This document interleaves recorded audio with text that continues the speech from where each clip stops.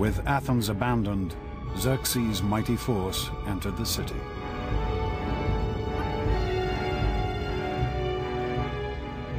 The Persians march in and go up onto the Athenian Acropolis, the symbol of Athens. And they burn it.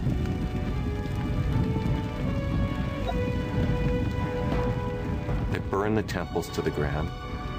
Then you can see the smoke rising from Salamis. This would have been a devastating sight and a humiliating one. They would, in short, have seen their country occupied by a fearsome foreign invader. Surely they would have wondered if they would ever be able to go home again.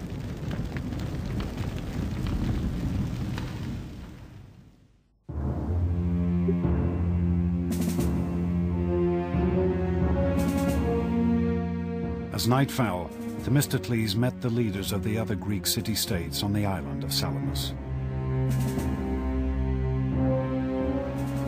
They had also assembled their much smaller fleets here. Their scouts had reported back.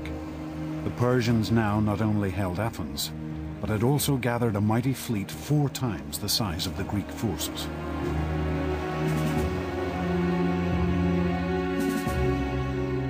But Themistocles' plans were laid. Themistocles sticks to his guns, and his plan is to defeat the Persians at sea. He wants to fight in this narrow body of water between the island of Salamis and the Athenian mainland. The trick is going to be to get the enemy to fight there, because the Persians aren't stupid. Themistocles sent his servant to Xerxes with a seemingly traitorous message.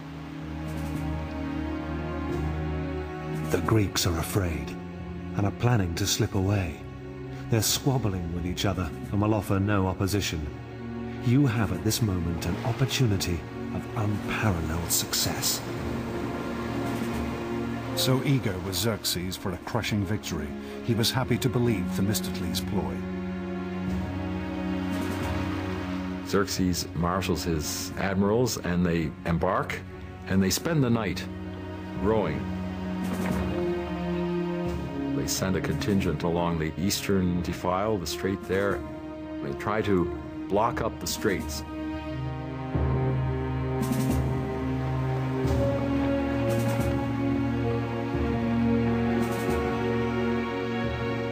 Only as the dawn rose did the Persians realize the true nature of Themistocles' plan. They discovered the Greeks not in disarray, but ranged in a battle line across the narrows in front of them.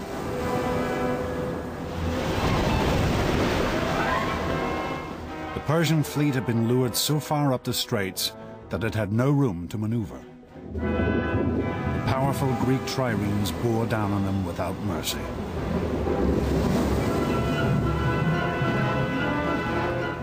The Greek playwright Aeschylus fought in the battle and lived to tell the tale.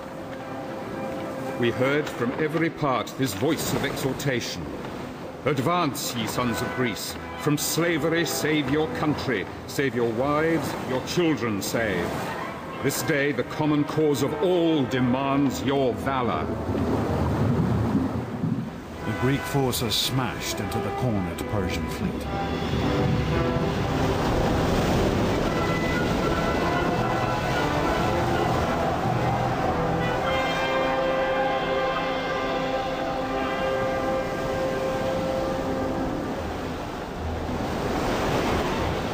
Xerxes himself watched the carnage from his golden throne placed on the shore.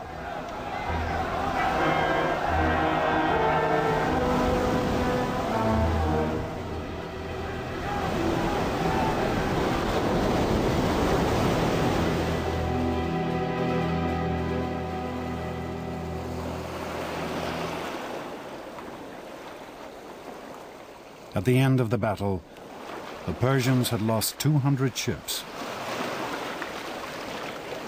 For the Greeks, it was a stunning and conclusive victory. Victory at Salamis is tremendously important for Greece and for the Athenians. It breaks the Persian navy. The Persians can no longer guarantee that they can feed their army, nor can they guarantee the safety of the Persian king. He must immediately get back to Asia Minor while the going is good. In practical terms, the game is over, and the Greeks have won. Themistocles' triumph was complete. He had persuaded the Athenians to build a navy. He had convinced them to sacrifice their entire city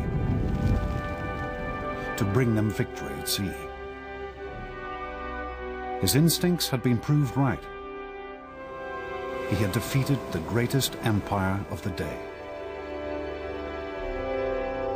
And he had now placed Athens in a position where she could build an empire of her own.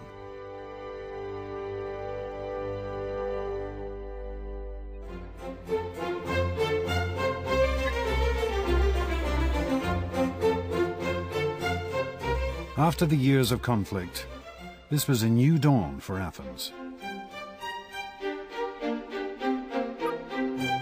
Flush with victory, equipped with the largest fleet in the eastern Mediterranean, the tiny democracy began to grow.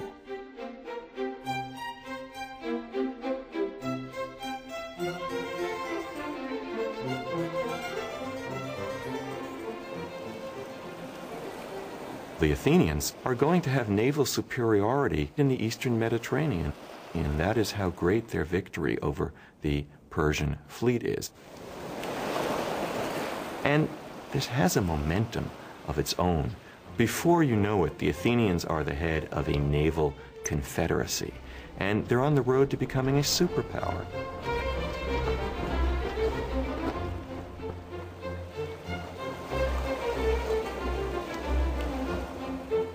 The Athenians founded the Delian League, an alliance of Greek states designed to keep the Persians in check. Its treasury was located here on the island of Delos, but the ruins still remain.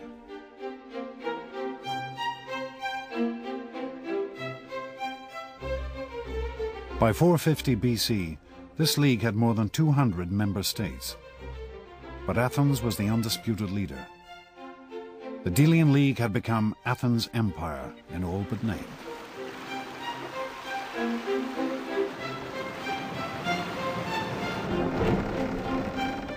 And Athens' naval supremacy also gave her economic power.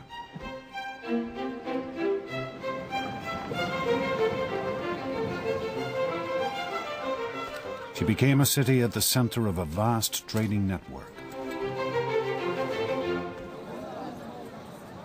Goods from all over the Mediterranean flooded into her harbors.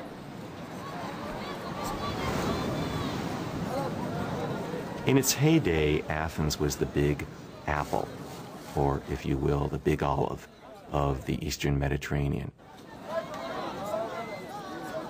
Constant coming and going of traders. The wharves would be busy, full of people in a cacophony of language.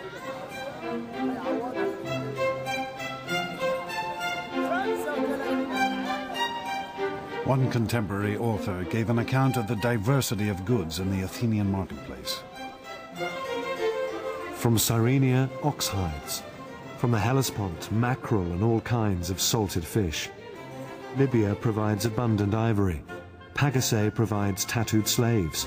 Carthage, rugs and many colored cushions.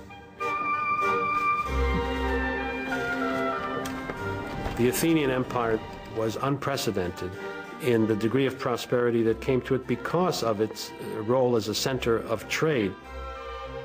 The Athenians had access to a quality of life that probably no Greek had ever had before.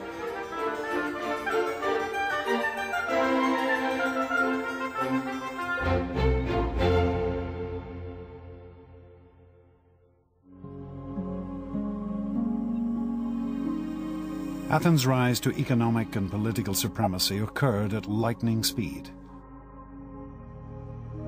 After the Battle of Salamis, she became the dominant power in the eastern Mediterranean in less than a generation. And at the city's heart still lay her unique system of government, democracy.